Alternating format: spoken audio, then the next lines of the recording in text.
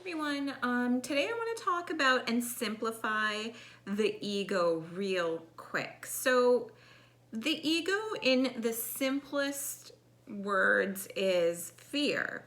It's fear that has been created over time. These are beliefs that you have that were put into your head at some point or other in your life.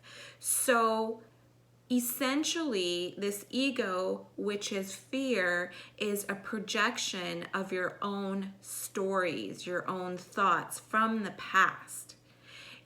Usually, when the ego shows up, there's nothing happening in the present moment.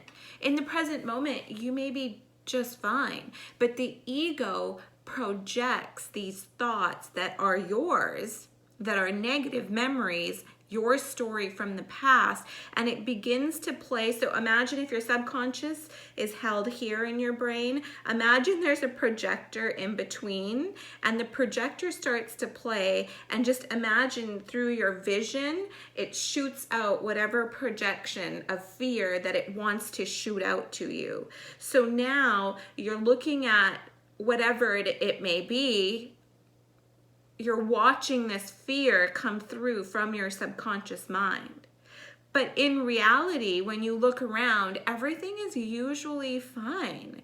We are freaking ourselves out, and that's the ego. And the ego does it. The ego, you see, is very loud. And this is the difference that I want to talk about, and I want to give you a quick, like a tool. I like to give you things that you can actually use to change your vibration from ego to peace. So knowing that your ego has this much power, like giving you awareness, is step one.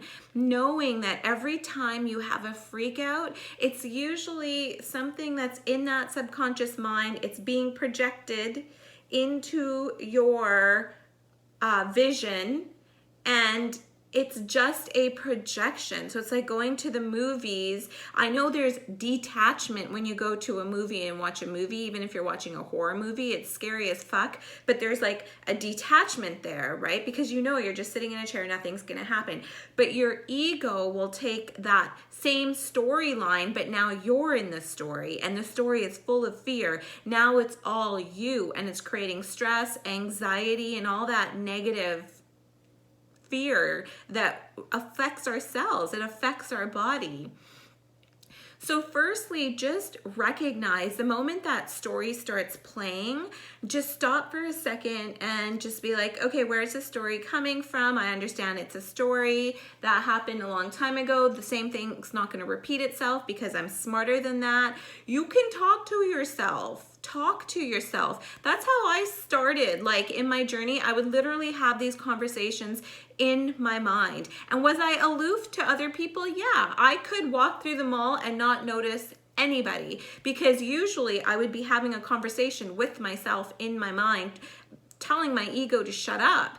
And you can do that, and you can just say, okay, I'm aware, this is my ego, and I need to just move from it. Eventually, what happens in the beginning, you have conversations with your ego, and that's okay.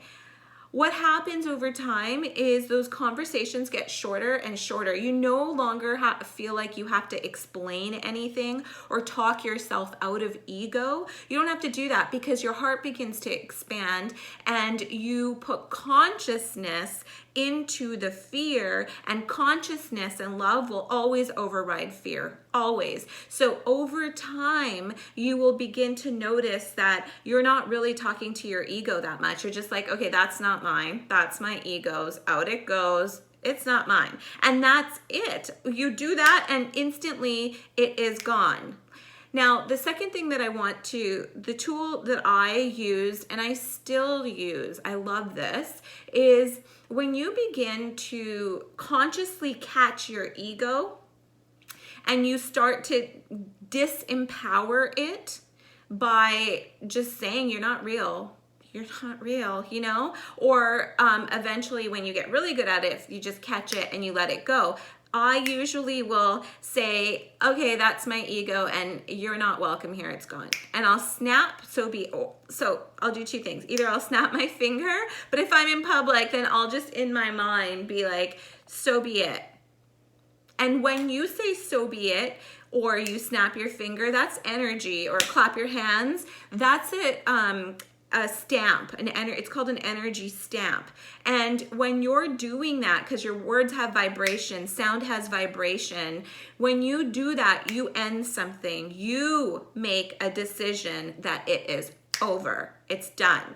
So it's literally the ending, and you'll feel over time, you will begin to feel the difference. You feel lighter because you've ended your ego in your own way. So try that. I mean, first is putting consciousness and knowing that it's your ego, catching the ego. Secondly is releasing the ego, and use these methods as a tool where you can snap your finger, clap your hands, or you can say, so be it, and close the deal with the ego. Love you guys. Bye.